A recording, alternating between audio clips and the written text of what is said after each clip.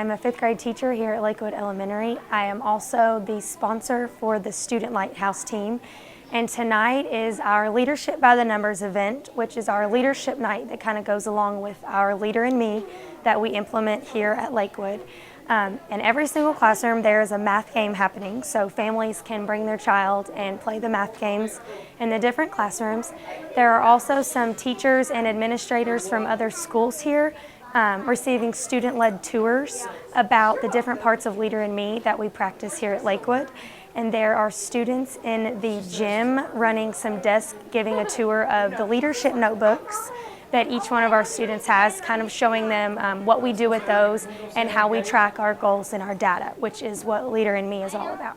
Leader in Me doesn't just have to do with academics. It gives kids lifelong skills that they will carry with them through middle school, high school, college, and beyond.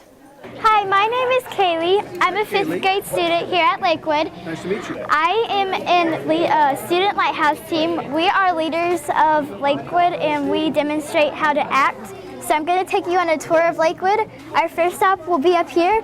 I will be showing you a WIG display. WIG means wildly important goals. So each level has a wildly important goal, and up here will be the statement. I'll show you. Right here is our wildly important goal board. Each grade in this school, including the special needs, has a goal. Each goal is 90% of students will score a 2 on a short answer question or a 4 on extended response by March 2018. So what we'll do is when they meet their goal or like halfway, we'll take a clip and we'll move it until like if they're 25 or 50. Preschool has met their goal, but they have a little different writing than us because they're little preschoolers. Yeah. Our second stop will be the 90th percentile board.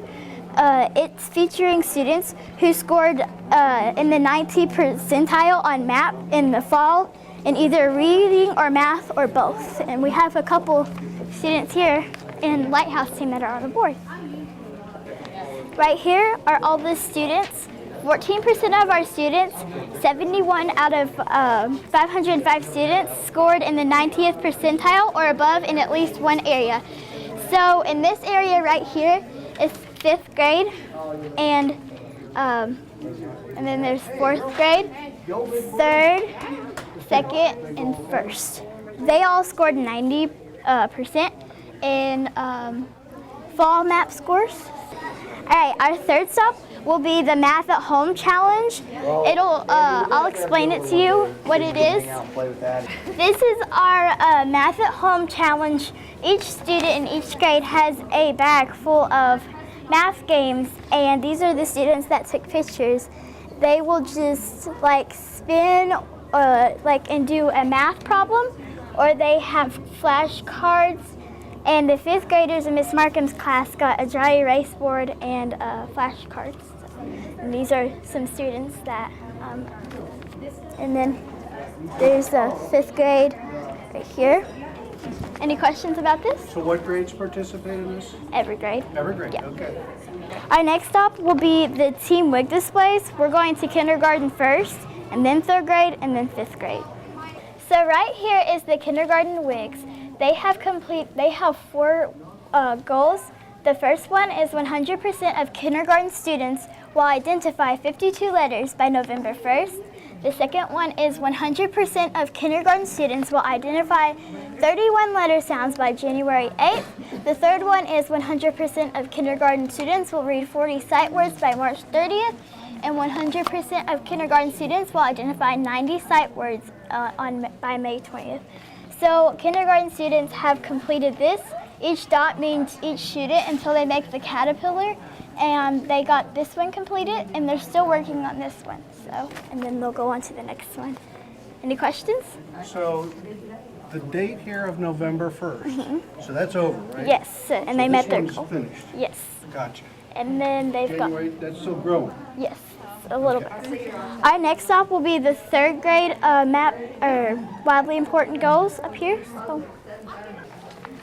So right here is the third grade. We have 4 third grade classes, Miss Carroll's, Miss Duvall's, Miss Hamilton, and Miss Jeffries, and this is their goal.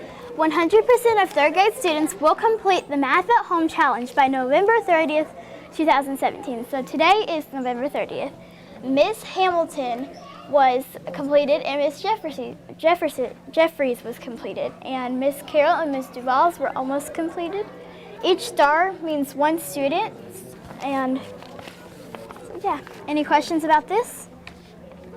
Okay. Our next one will be the 5th grade wildly important goals. So here is our 5th grade social studies wildly important goal. It is 100% of 5th grade students will average a 3.5 on extended response questions in social studies by March 1st, 2018. So this is our baseline. We have a 2.4. Our goal is a 3.5. In October, overall in 5th grade, we got a 2.4. November, we had growth, so we got a 2.7. Our next stop will be teacher personal wildly important goals. So I'm going to go in my 5th grade teacher's room, Miss Markham's class, and show you her important goal. So here we have Miss Markham's personal week, which is I will track what I eat at least 5 days each week until Christmas break. 1 pink dot means she used strategies used. She doesn't do it Saturdays and Fridays, and she has. This is the LOL means she didn't do it on Thanksgiving because she So she got this week completed, and it looks like this week completed. Yeah. Any questions about this? So the teachers keep personal goals Yes. as well to model for the students to make personal goals? Each student in 5th grade has their own personal goal and their school goal, like what they would like to improve in school and what would they like to improve at home and stuff. Okay, so now I'm going to take you to the gym, and I will be leading you to the leadership notebook where you will flip through and see the leadership notebooks. So now there will be a group of 5th graders showing you our leadership notebook binder, so I'm going to show you that now. So this is our leadership notebook. This is, we have these so we can store our wildly important goals, our accomplishments, and our leadership applications. Right here we have our wildly important goal planner. This is our academic goal. This is how we our goal. This is I plan to reach this goal by. This is important to me because, and 3 things that I will do to make it happen. And then these are my accountability partners, or partner, Lily and Murray. And then right here is my personal goal. This doesn't have to be academic, it can be, but it's just whatever you choose. And then this is, of course, I plan to reach it by. This is important to me because, and 3 things I will do to make it happen. And then this is our calendar. It has how long we've done it for, if we've done it for that day. And so mine is if it's a full heart, then I did it, but if it's half a heart, I did it a little bit, and then if it's no heart, then I did it none. I didn't do it. And then on the data, it has our map goal. It says at the beginning of the year for reading, the beginning of math, and the beginning of the year for language, the middle of the year, how we improved, and the goal for next time and all of those. And then over here we have our leadership roles. This is where our leadership application is stored, and this is basically saying the qualifications that you need, and it has a pledge, and you have to sign your name, and you have to copy the pledge. And then these are our victories. We have roar tickets stored in here, broom bucks stored in here sometimes, and brag tags stored in here. So a roar ticket is something that we do by leading. We get these by being a leader. and doing something that a leader would do. And the ROAR stands for Ready to Learn, Own Your Actions, Always Lead and Respect Others' Differences. And then here's the comments, the student's name and the date, and then they sign it for your clubs if you've already used this ROAR ticket. Now if you have 5 ROAR tickets, then you can go to all 3 clubs. Clubs are like makerspace logos, and they're just time for you to be creative. Now Lighthouse Team takes up 2 clubs, and then you have a free club for other things. So if you get 1 ROAR ticket, then you have to go to Put First Things First for like 2 clubs. And then if you have 2 ROAR tickets, then you have to go to Put First Things First. And if you have 3 ROAR tickets, you can go to 2 clubs. And if you have 4 ROAR tickets, you can go to 2 clubs, and if you have 5, you can go to all 3 of your clubs. And that is the end of the leadership notebook. Any questions? I have a question. What is an accountability partner? You mentioned that. It is like somebody that will help you make or reach the goal, and get it made by the end of your time period that you have. Any other questions? What's the difference between your school-wide goals and your academic goals? Your academic goals are like something you want to get better in, like reading, math, or language, or science, or anything like that. And your personal goals are like coloring or getting more exercise in each day. Any other questions? Okay. Okay, great. Thank you. Thank you. So how many clubs are there? There are 3 clubs. 3 clubs? What are they called? There are 3 clubs, and they have each student fill out a form which 3 clubs they would like to go to. Every Tuesday out of 1 month, the teachers pick one Tuesday, and a month from then we will have Warson Day.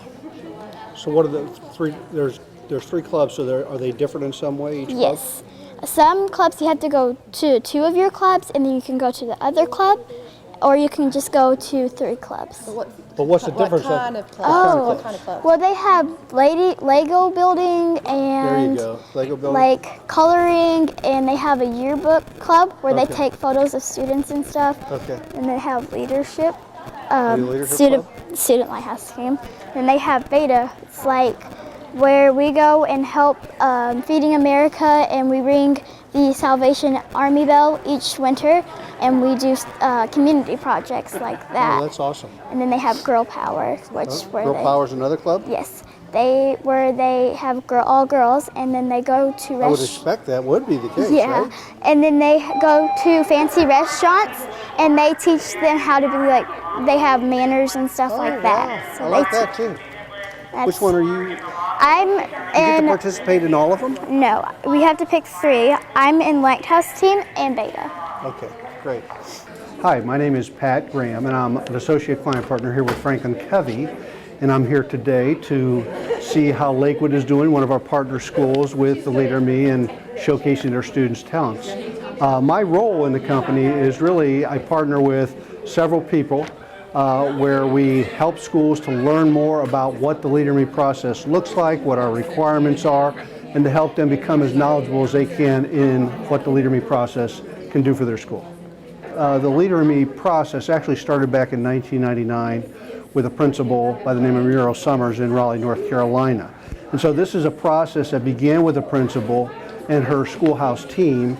And the reason they started this process was they were a school in a very large school district. There was over 100 elementaries in that district called Wayne County Public Schools in Raleigh, North Carolina.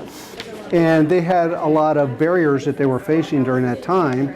And in fact, the year that they started this process was when the superintendent approached them and said, listen, our enrollment's dropping and we need to make some changes. Now they were a magnet school, and so they had a certain theme about their school where they were trying to attract new students. And so she actually reached out to Stephen Covey. She was attending a conference in Washington, D.C., where she asked Stephen Covey if the 7 habits could be taught to very young children as young as 5 years old in kindergarten. So that's kind of how this process got started. And so as time progressed, the actual Leader Me book was published in 2008. And our partner schools have grown exponentially. We now have, in Kentucky and Ohio, we now have almost, around 200 partner schools in Kentucky and over 100 schools in Ohio. And so our role in the process, what it looks like, it's a process that really helps instill a lot of those soft skills that a lot of businesses are clamoring for around leadership development and responsibility and those types of things. So that's kind of what the process is all about. If someone's interested in learning more about the process, a couple things they can do. They can go to the leaderme.org website, which is there's all kinds of information that they can download and access that way. But they also can make a phone call, and that's where myself or Nolan, we help guide them through the process. There's what we call 2 phases to this work. There's the learning phase, and then there's a partnership phase. And during that learning phase is where we try to engage the staff in a book study. We try to get schools to visit with some of our partner schools to see firsthand what this work looks like in a school classroom and in the schoolhouse. We also actually come out at no cost and do a 1-hour staff overview with the staff to educate the staff kind of on a high level what the Leader Me process looks like as well. And then we also provide them with a lot of data around this work and some of the consistency in the data and some of the work that we've been able to do over the years. So that's kind of how that works. I would just share that this is a process. It's not a program. I know many schools and educators feel like they've been inundated with different programs, all kinds of different new initiatives. This isn't a program. This is literally a process. It's a long-term partnership. It isn't a quick fix. It's something that over time it elevates the kids' level of effectiveness and develops those leadership skills. It's really about a 3 to 4 year installation just to get this work installed, and then it goes beyond that in terms of the professional development and the things that we do with the school. So it really is a long-term commitment to reach a lot of the goals that the schools are trying to reach. This is our leadership night at Lakewood Elementary, and we're doing math games, and the students are actually leading the games that are being played so that it can help with them with social skills and interactions and being able to explain what they're working on. And this is Jack Clark, and he is working on a fraction game in our classroom and teaching parents and kids how to play it. You spin the spinner. You spin the spinner, and whichever one you get, You get a slice, like if you, and then you have to try to get the box. Like if you hit.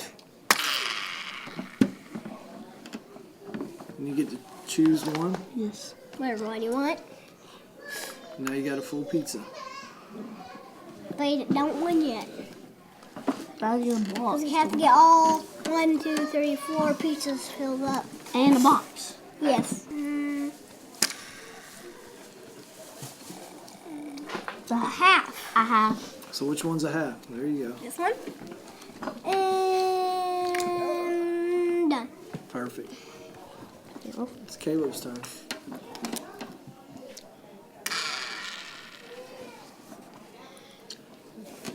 You got, what did he get, Jack?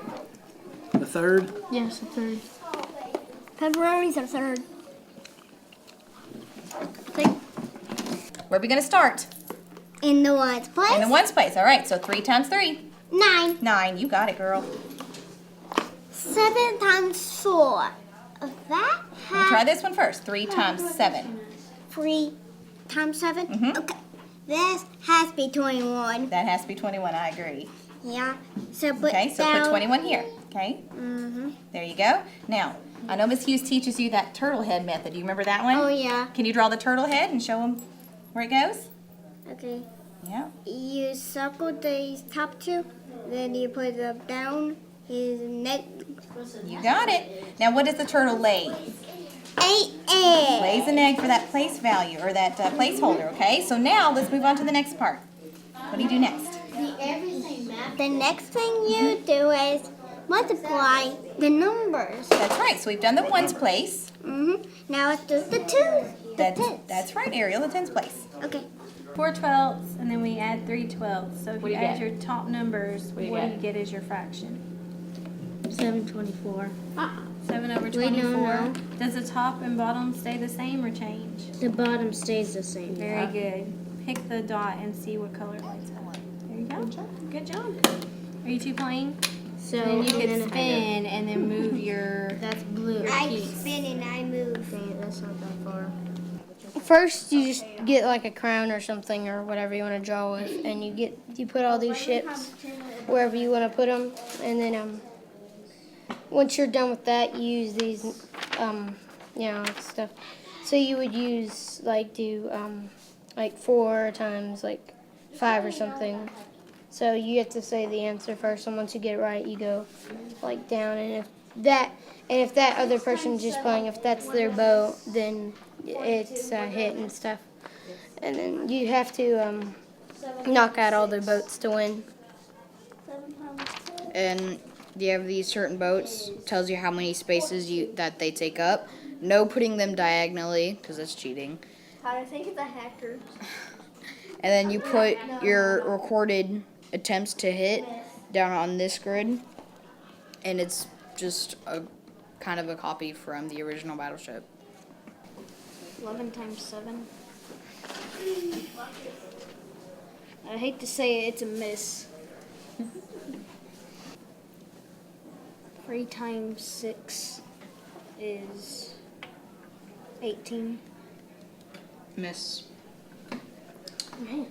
7 times 4, 28. 7 times 7? 7 times 4. Miss. I'm getting so mad. So confusing. I know. 5 times 5 is 25. First multiplication that I knew. Really? Yes. Miss. I'm psychic. 3 times 3 is 6. Misfire.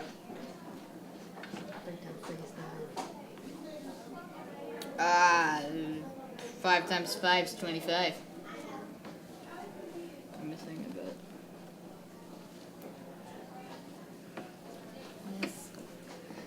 No, I said miss.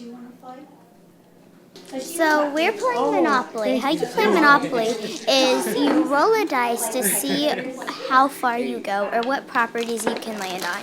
You can buy them up to $500, and there's a bunch of different spots like a chance or a community chest where you can earn money or you might have to discard money. There's also a go to jail, and there's a bunch of free parking. All these different spots will help you play the game and earn money, but also lose it. Okay, and what does this teach you? This teaches you money skills. So that's 120? Right, okay. Tax income. There you go. And just a fun game with I'll your wait for you to get your family. money together. But like sometimes they. Alrighty, we got community trust. Bank error in your favor, collect 200. Do you see that? I mean, they're like, they have a sleep cycle just like people. They sleep at night. Like I read. Right, so you know I'm not out here robbing the bank. Alright, roll. It's your turn. I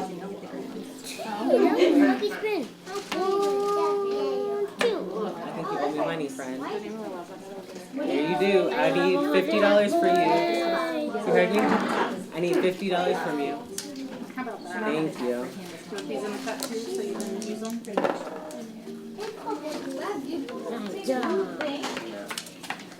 you go. Community chest again. I'm lucky with the rolling. You inherit $100, so I got to get 200 for passing go, and 100 from that. That's 300. I'm gonna take 5. I'm gonna take 500. How many do I get back? Or do I give back? I don't know. I'm supposed to get 300. That's like 500. messing with her more because they sent me So if you got 500 and you minus 300, 5 minus 3. What's 5 minus 3? I would repeat him too. 2. So then I give them how much back? 200. The math maps, it's like a puzzle. So 2 plus 9, you would find the answer, and if it's correct, it would fit. So, what is 2 plus 9? 11. Okay. Does this one fit in there? There you go. And what's 5 plus 8? I mean, what's 5 plus 3? Count on. 8. 8. Okay, so you find the 8. Does it fit in there? There you go. Now what's 4 plus 3? 7. There you go. See how that counting on works, Silas? We gotta flip these cards, and whoever gets the most matches wins. And What does this teach you? this teaches us our memory. This is how you play it. I just got another match. 5. No, I didn't get a match. Your turn. I had to get a turn before you. Oh, I got a so match. now I get to do another one. Well, no, you can do one. 4 plus 4. You remember where you put that 8? Yeah, you got it. Are you ready to do another turn?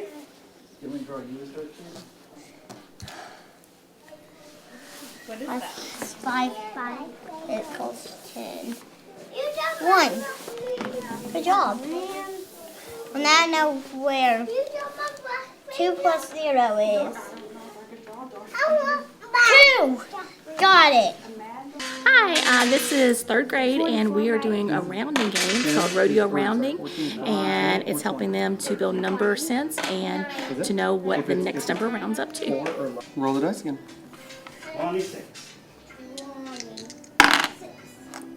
2 and 4. So I might want to roll the 4 for something else. Well, you just re-roll. Reroll. Mm-hmm. 3 and 1. So what number does that make? 3 and 1, 4. Well, if you were adding, but you put them next to each other like this. That would make 30. What? And what does it round to? 30. Mm-hmm. And you have 30 already? Yeah, so I might want to roll the dice again. Mm-hmm. 4 and 5. What does that round to? 40 or 50? 50. You got it. High five. Finally got it. So this is a game about, this one has a clipboard, and then you write a number, and then they try to guess it, and then right here, I'll show you what you say. So pico, that means one number is right, and for pico pico, it is for 2 that are right, and then for Fermi is The right digit in the right place. And if you say bagels, that means none of the digits. And if you say Fermi Fermi twice, that means 2 of them are in the same place. They're in the right place, yes. And you say Fermi Fermi 3 times, that means you got the number right. Right, okay. So let's play. Okay, so we create a number.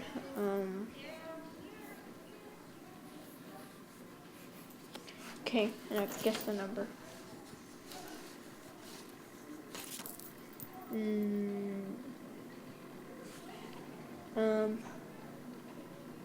Pico.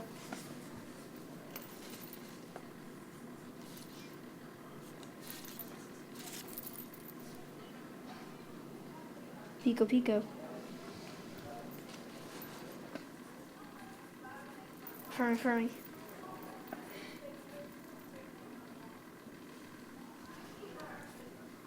Good job. It helps them with just reasoning, logical reasoning, and just look for a pattern. And then it helps them with place value also.